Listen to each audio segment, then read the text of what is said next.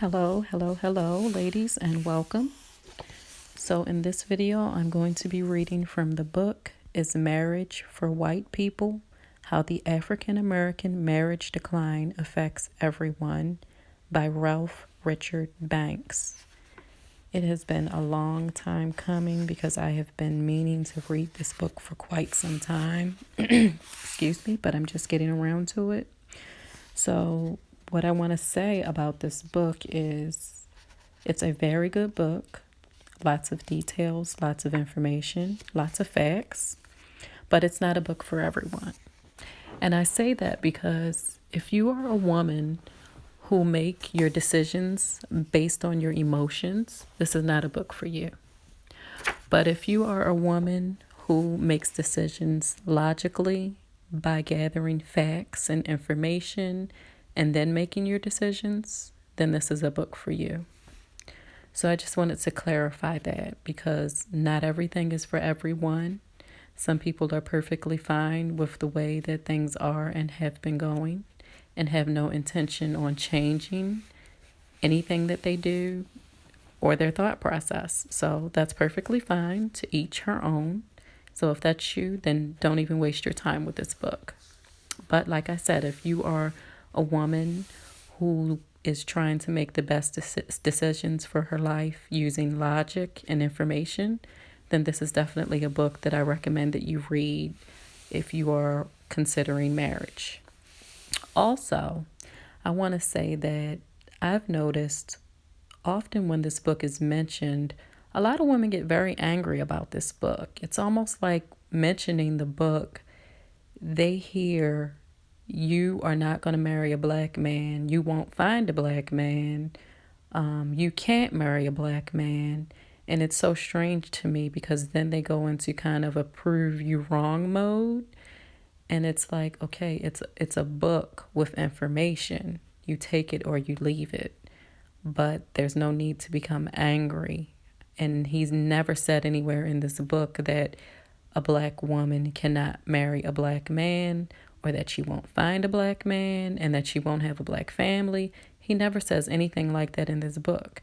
What he's doing in this book is he's providing you with the information that you need so that you can make the best choice for you.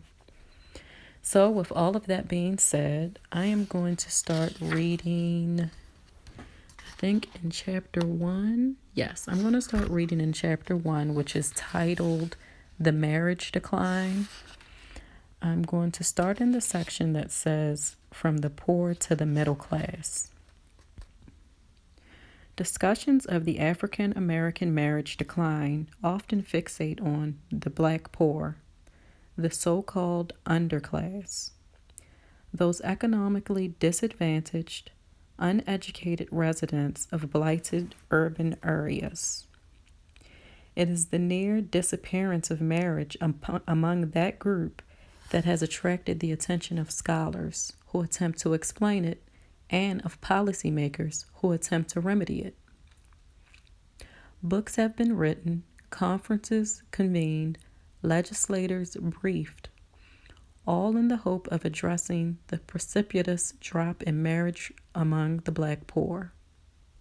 Scholarly examinations of the black middle class, in contrast, either devote scant attention to marriage or assume that successful African Americans are exempt from the influences that have decimated marriage among the poor. Some commentators have attributed the waning of marriage among the black poor to the loss of the middle class role models as they left the inner city for the suburbs. But, in fact, the African American marriage decline is not limited to the poor. It now encompasses the middle and upper middle class too, a grouping that I refer to simply, for the sake of convenience, as the middle class. Indeed, by some measures, the racial gap in marriage is actually wider among the prosperous than among the impoverished. While college-educated black women are more likely to marry than poor black women, they are still substantially less likely to marry than their white counterparts. College-educated black women are twice as likely as their white counterparts to be unmarried. Although within each racial group, marriage rates and marital stability have declined the most among poor people. College-educated black women are no more likely to marry or stay married than white women who have only completed high school. The marriage gap is also apparent among middle-class black men. Among men, higher earnings are associated with a greater likelihood of marriage. Yet black men who are employed and economically stable are less likely to have ever married than white men with comparable incomes. Moreover, the marriage gap between black men and white men actually widens at the top of the income distribution. For white men, as income increases, so does the likelihood of marriage. But a black man who earns more than $100,000 per year is less likely to have ever married than a black man who earns $75,000 per year. The highest earning black men are more than twice as likely as their white counterparts never to have married. The decline of marriage among the black middle class is important in part because the black middle class is large. Its fortunes figure prominently in the future of the race. Notwithstanding the persistence of stereotypes equating race and poverty, more African Americans are middle class than poor. Let me read that again. More African Americans are middle class than poor. I'm going to read it one more time. More African Americans are middle class than poor. And despite the unprecedented number of black men who are incarcerated, there are still more African American men and women in their 20s and 30s who have been to college than to jail. In fact, African Americans in their late teens or early 20s are more than twice as likely to be in college as in jail. Although the black middle class is large, it is fragile. Middle-class black adults are more likely than their white counterparts to be among the first generation of their family to have graduated from college. Black middle-class families are, to put it simply, poorer than their white counterparts. They rarely benefit from the cushion of intergenerational wealth possessed by some white families. Having only come into affluence recently, even apparently well-off blacks are often only a few missed paychecks away from financial ruin. The marriage decline restricts the growth and security of the black middle class. Consider, for example, that although college-educated black women earn salaries comparable to college-educated white women have much higher household incomes, in large part because they are more likely to be married. This is one significant way in which the marriage gap limits the growth of the black middle class. The middle class marriage decline undermines the next generation as well.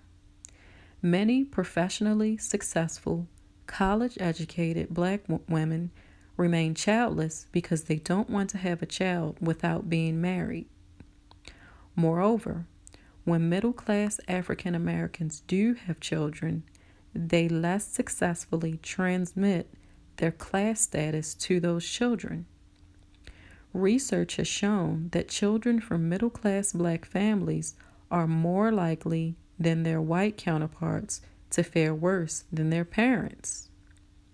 One likely contributing factor is that these children more frequently lack the economic and parenting benefits of a functional two-parent household, and as a result are less equipped than other children to thrive as adults. I read that because I thought that was a good segue into the book, just to give you an idea of the type of information that he has here in the book. because I'm going to jump around a bit in here. And I definitely do recommend that you get this book and read it. It's a really good book. So I'm going to read chapter 2 here, where it's a section that says the new meaning of marriage. The paradox of marriage in the United States, then, is that its cultural prominence persists even as it has shed many of the social functions that traditionally prompted people to marry. Marriage is more a relationship and less an institution these days. As the meaning of marriage has shifted, so too have people's expectations of it. Perhaps more than ever, marriage is understood now as a means of personal fulfillment and individual growth. The primary purpose of marriage, in the view of most Americans, is the establishment of mutually fulfilling relationship, one in which understanding and emotional intimacy prevail. I'm going to stop there for a moment, because in the past, marriage was, and I still believe, is the business of family. So what he's saying here, the way that I'm interpreting this, is he's saying now that it's more personal, it's more of relationships and built on love and those type of things, versus when people used to get married, they understood that it was about building a family legacy. So where was I? Marriage now is less a means of building a life and more a means of enjoying one's life. Yes, that's exactly what I was just saying. So I'll continue. More finish line than starting gate, marriage often comes after other milestones of adulthood have been met. Living together, buying a car and house, having children. People take pride in marriage as an achievement. To enjoy that achievement requires a certain degree of financial stability. According to one nationally representative study conducted in 2001, more than 4 out of 5 Americans agree that it is extremely important to be economically set before you get married. The new view of marriage is reflected in the findings of a 2007 survey by the Pew Research Center. Throughout history and across different societies, children have been pivotal to the prevailing conception of marriage. Yet when respondents to the Pew survey were provided with a list of items and asked to identify which were very important to a successful marriage, they ranked children near the bottom of the list. Practically every other consideration, shared religious beliefs, shared interests, a happy sexual relationship, ranked as more important than children. The survey respondents were even more likely to judge sharing household chores. As more important to a successful marriage than children, the Americans surveyed said by a margin of nearly 3-1 that the main purpose of marriage is the mutual happiness and fulfillment of the couple rather than the bearing and raising of children. So I'm going to stop there. Just reading that alone is kind of an explanation of why divorce rates are so high. I mean, in my opinion. And then chapter 3 is titled The Man Shortage. So, okay, I'll read a little bit of this. The heightened expectations that Americans bring to the marriage market are not the only things that have spurred the African American marriage decline. The relative number and characteristics of buyers and sellers also matter. Just as the meaning of marriage has changed in the past half century, so too has the supply of potential partners shifted. Black women confront a tighter relationship market than any other group of women because there are too few black men for them to marry. There are 3 major contributors to the man shortage. First, black men's incarceration constricts the market for poor and working class black women. Second, interracial marriage depletes the pool of men from middle class college-educated black women. Third, the economic prospects for many men have worsened while those for women have improved. This economic repositioning is most apparent among African Americans, but it extends throughout our society. So the three things is he's broken it out into three categories. He's saying that black men being incarcerated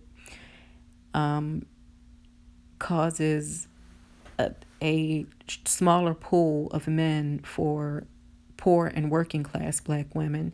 And then interracial marriage is the issue that is causing a smaller pool of men for middle class and college educated black women, which means that black men who are middle class and college educated are marrying, but they're not marrying black women. And then the third is the economic prospects for men. So basically it's saying that a lot of black women are out earning black men. So then there's a section that says the interracial marriage gap here in the same chapter.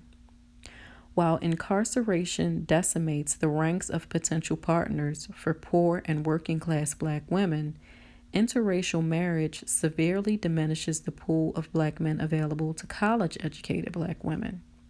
Black men are between 2 and 3 times as likely as black women to marry someone of a different race. I'm going to read that again. Black men are between 2 and 3 times as likely as black women to marry someone of a different race.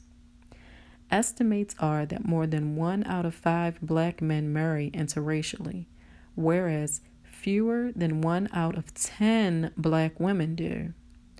Consider the implications of the sex symmetry for the African American relationship market. Imagine, for example, a population with 100 black men and 100 black women. If the men marry outside of their racial group at 3 times the rate of the women, then if 10 women outmarry, 30 men will do so, leaving 90 women but only 70 men. Suppose that 40 African American couples then marry one another. Now only 30 men and 50 women remain, an appealing ratio for the men but not for the women. And I'm going to scroll down, or not scroll, I'm so used to being on a tablet or something. I'm just going to look down a bit here in the same section. The imbalance hits professional black women especially hard because the black men they might regard as the most desirable, college graduates with good jobs, are also the most likely to marry interracially. Consequently, the African American gender gap in interracial marriage is widest amongst the black middle class. Moreover, some black women think that successful black men often wed white women who don't have much going for them.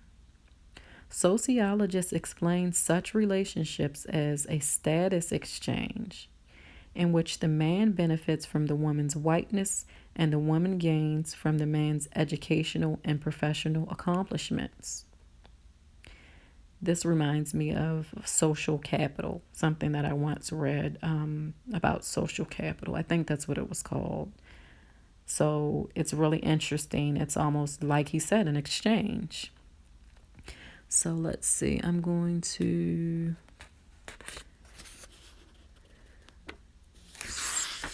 I have some things marked in here. Let me go to my next tab because I don't want to read. I mean, it's not a short book that I'm just read through like right now, but I just want to find something else that's interested in here that maybe I marked to share.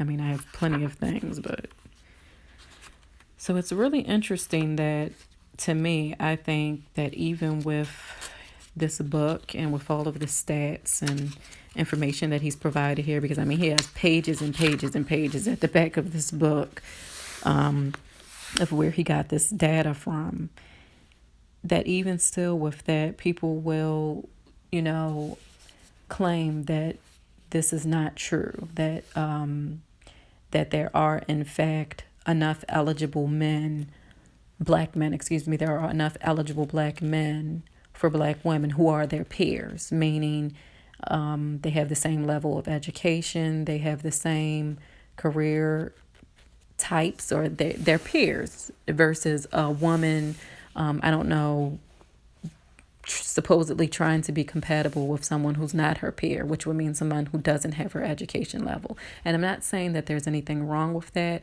but studies have shown, and also he talks about that in this book, that there are often so many problems with that it just does not work. And it probably not only doesn't work for black women, probably just doesn't work for any woman.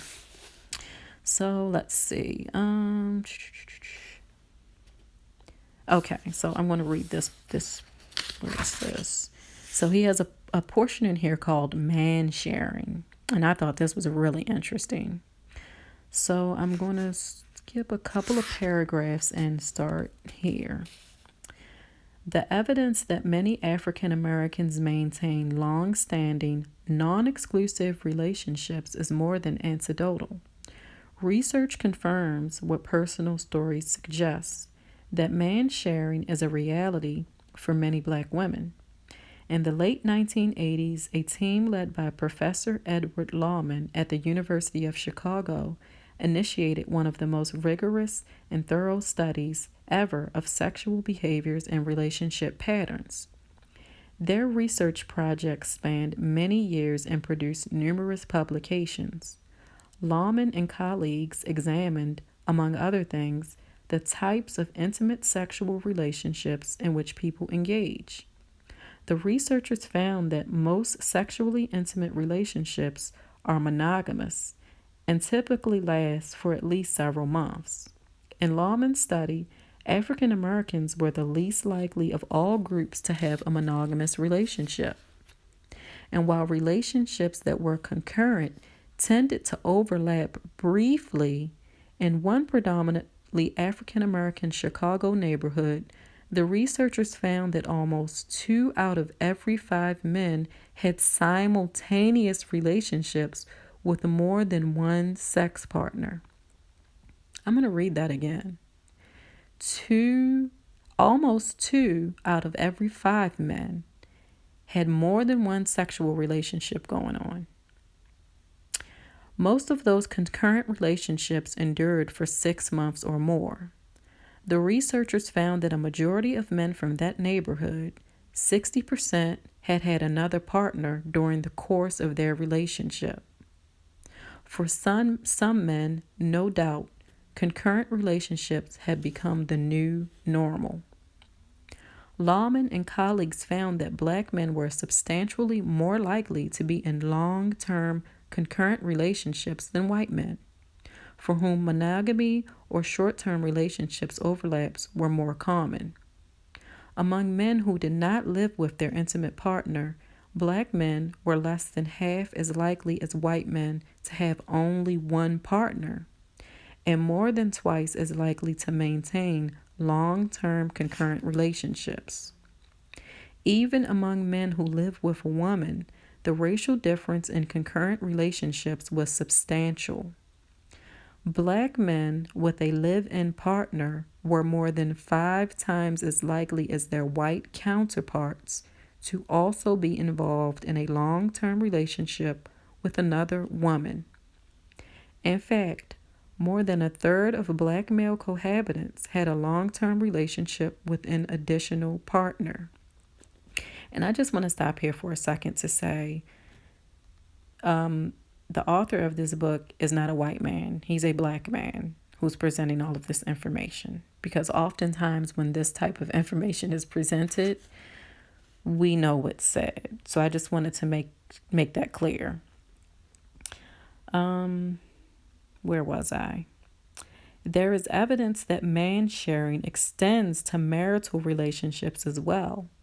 Black married men are substantially more likely than any other group of men or women to engage in an extramarital relationship. Some research has found astoundingly that even taking into account individual characteristics associated with fidelity, Black married men are twice as likely as white married men to have a relationship with another woman. I'm going to stop here again to say, I believe this. And you know why I believe this?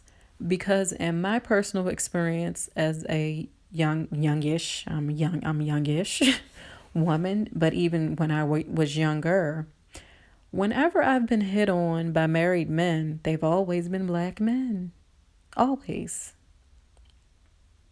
Yes, I can say that, and I've talked to other women who've had the same experience. So I believe that what he's saying here is true. So then he goes to the next section that says, let me see, should I read that? He's talking about polygamy and how, okay, I'll read it. It's just a short section. Some researchers have misleadingly described non-monogamous relationships as a form of polygamy. Some African Americans in particular think concurrent relationships to the African past, link concurrent relationships to the African past, as though current day man-sharing arrangements are the polygamous legacy of the African homeland. But this explanation for contemporary man-sharing is no more sensible than attributing the black marriage decline to the extended family of African tribal cultures. Polygamy is a marriage-like relationship in which the parties live together and assume the rights and obligations of spouses. In societies that permit polygamy, men with multiple wives are required to support those wives. Man-sharing is less like polygamy and more like friends with benefits.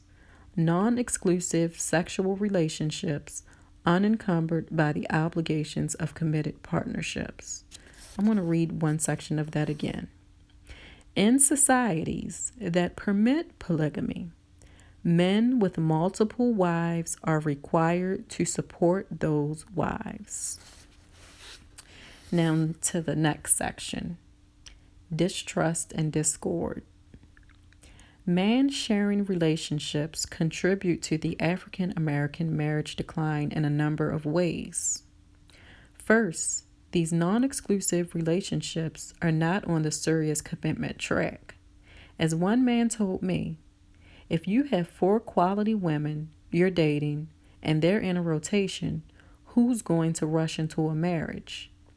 The more common long-term concurrent relationships become, the more acceptable they will seem to many black men in particular. These changing norms haven't escaped black women. As a single female friend noted on her Facebook page, I've seen 5 of my white male friends propose or get married, yet almost all the black males I know in their same age category are happily single, trying to keep a few candidates in rotation until they get bored with partying and PlayStation and decide to give up the ghost on their single days. Usually when their moms start verbally harassing them about grandkids and stop cooking Sunday and holiday dinners for them because they feel they should have daughter-in-laws to do that. The prevalence of man-sharing relationships also makes it more difficult for men and women alike to sustain a committed, intimate relationship with anyone. For black men, the sure fit of black women makes it enticing to remain single and likely causes black men's standards for a wife to rise. Even if a man decides he wants to marry, the variety of women he has enjoyed may nurture an unrealistic standard. I know men who expect in a wife some combination of the best of all the women they have dated. Although a natural consequence of the relationship market, such a sense of entitlement makes a relationship with any woman difficult. There is a popular discourse about whether black women are too picky, but from all that I have seen, it is black men, particularly sought after and successful black men, who are the pickiest of it all. I'm going to stop there and just say that I'm so thankful that I was raised in a multi-racial community. And I'm going to skip ahead to What chapter is this? Chapter 11, and I'm going to close out. So in chapter 11, he has a section here that's titled The Paradox. But we've seen that the arguments against interracial marriage that resonate most powerfully with many women are not about simply their own relationships. They are about the black race too.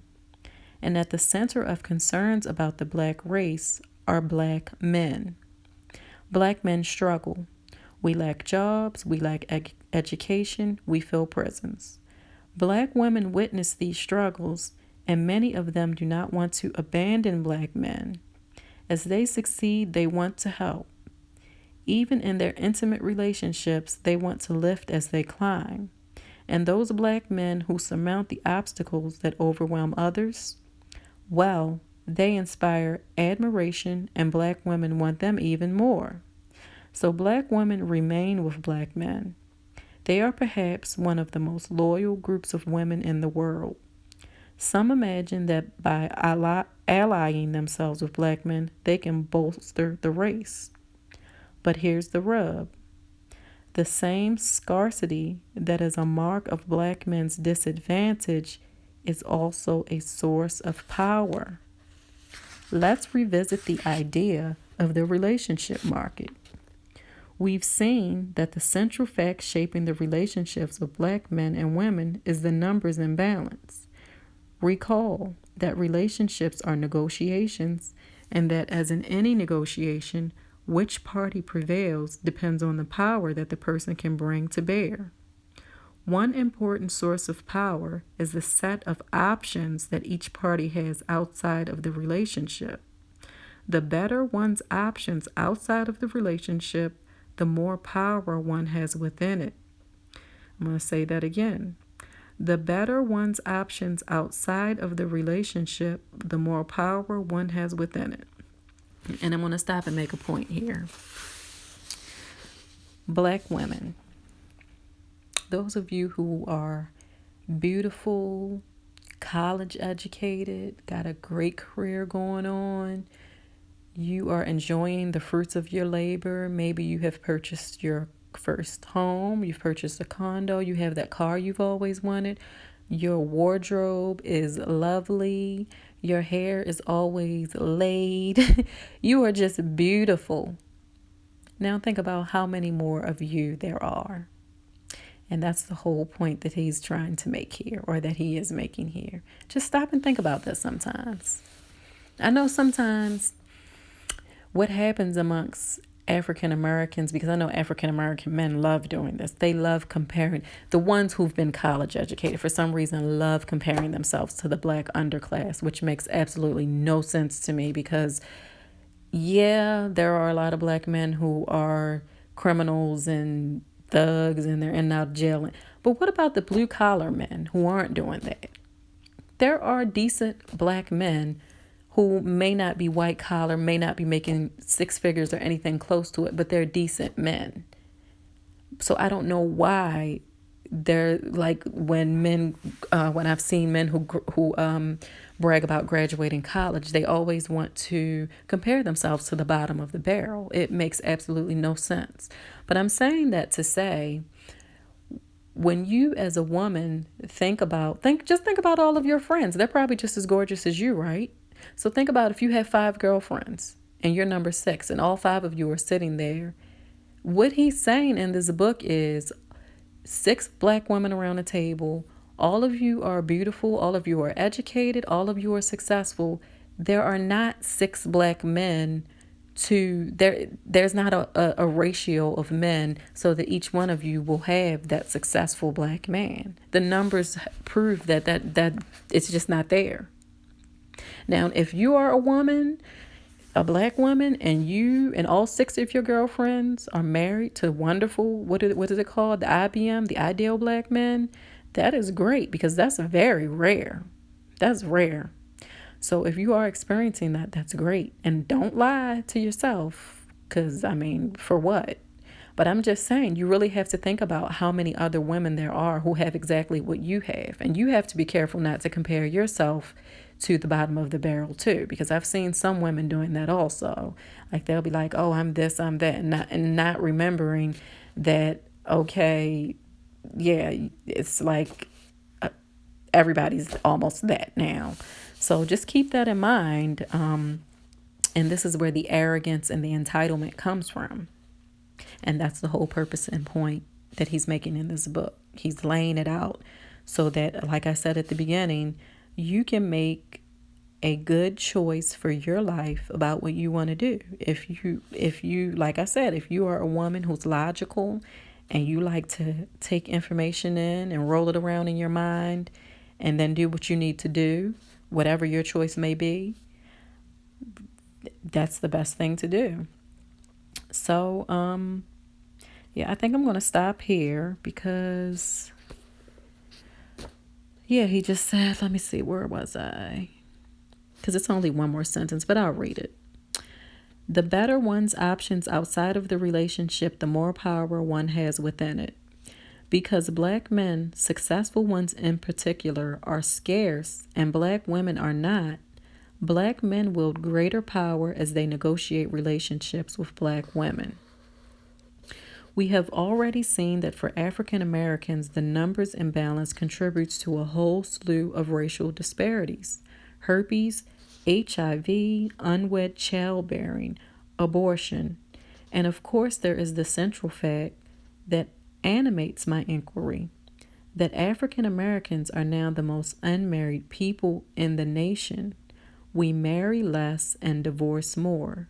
We have fewer enduring and committed relationships than any other group. The most blameless, our children bear the consequences. Even middle-class black children lag far behind their white counterparts.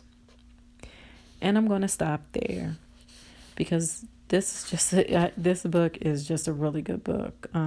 It really is. It's really just so well done, and he just has so many pages in this book of where he got all his stats. And I'm telling you, this is just a really good book. I definitely this is at the top, one of the books that is at the top of my book recommendation list.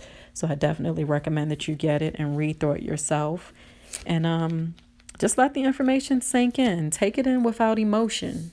Don't be emotional when you read things like this, because at this point, look, it's 2020. It is what it is. I mean, this book was published some years ago, but are things getting any better? I don't think so. So that is the end of this reading. I hope that you enjoyed this reading, and if you did, please subscribe. Thank you.